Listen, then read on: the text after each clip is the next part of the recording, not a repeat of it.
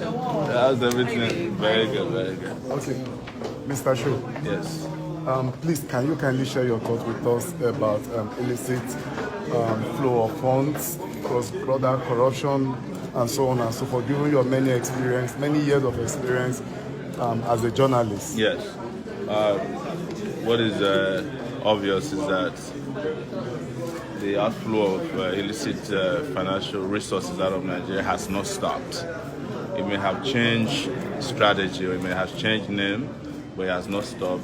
It's just a matter of one party outdoing the other in terms of strategies. And I've done this for 12 years. So I know when money is moving, I know where money is hidden, and I know how these transactions are carried out. That was why I was saying right there that on the internet I've been a special counsel fighting corruption all by myself for the last 12 years. But what is obvious is that we haven't learned our lessons yet to understand that our solution is not going to come from the outside. Because even in those Western countries where people are talking about corruption, what they do is to prevent corruption from happening. Because it's more costly, more expensive to recover monies that have been stolen. When you give people the latitude and the laxity to steal as much as they steal in Nigeria, they get the best lawyers. And it's not only here alone, they get the best lawyers in the US, they get them in the UK, they get them everywhere. So it doesn't stop. But if you want to put an end to our misery in terms of corruption of the scale that takes place on the international scene, you need to really find leaders, not only leaders who are not corrupt, but who understand how the financial system, the complex financial systems work around the world as to prevent this country from bleeding any further. That is what I'm saying. Thank you very much. But I would like to ask you again, given the fact that many people think there is a new government in place, would you say there have been some improvement in corruption? Do you refer to the government that has been around for 3 years as a new government? There's nothing new about them, and they haven't improved in fighting corruption. We have said that openly. You cannot be fighting corruption and you say somebody is corrupt in the People's Democratic Party. People like Akpabio, and when they join the APC, they become saints. Or someone like Oju Zokalu is on trial under People's Democratic Party. And then when he joins the APC, he gets the chance to go to hospital and claim that he's undergoing surgery that will need about 12 weeks of rest or recuperation. That's nonsense. And nobody is fooled by all of this rhetoric about fighting corruption. There's nobody fighting corruption around here. People are just using corruption to fight, for themselves. Now, I want to ask, what role do you think international communities are playing as far as illicit funds transferred abroad is concerned? Do you think they are doing enough to support them? Until you start punishing the banks that are serving as conduits for transferring money abroad, until you start naming them, shaming them, fining them, jailing their corrupt officials, as they do in the Western world.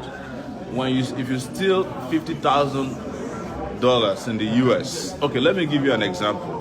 For Halliburton case of 180 million bribery that took place in Nigeria, the US made over $6 billion from fines imposed on these characters that were involved.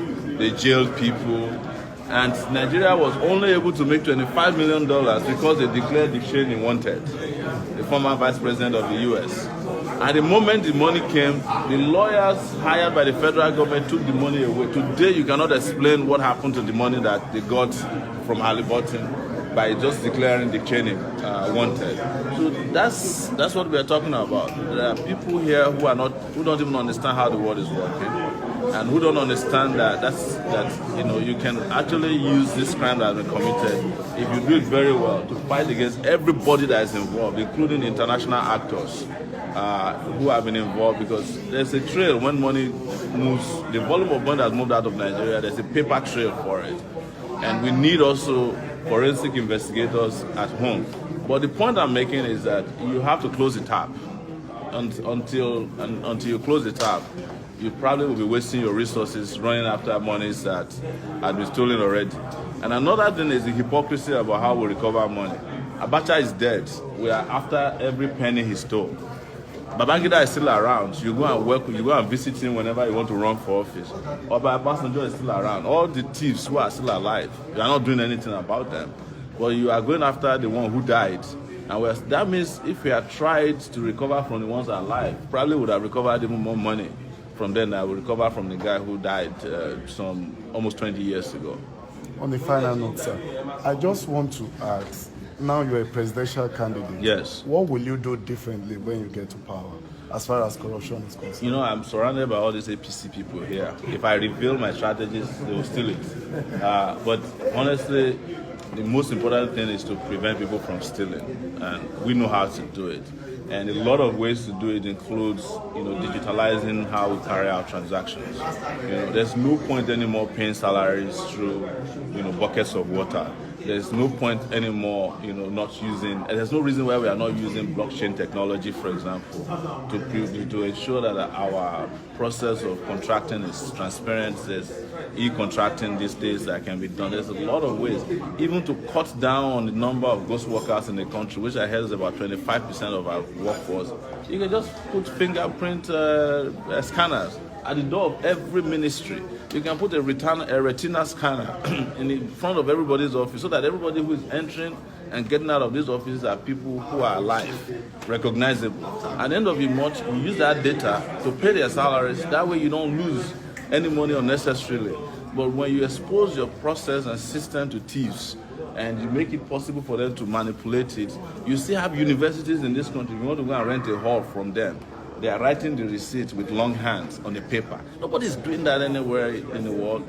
So there's a lot of things that we can just get rid of in terms of how transactions are carried out. At the moment we do that, we reduce the number of people who have nothing to do with this kind of transactions, and we close the loopholes that made it possible for people to steal.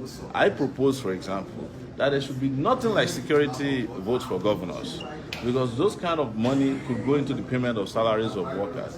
If there are security challenges in a state, let the governors pay directly into, an account for which that security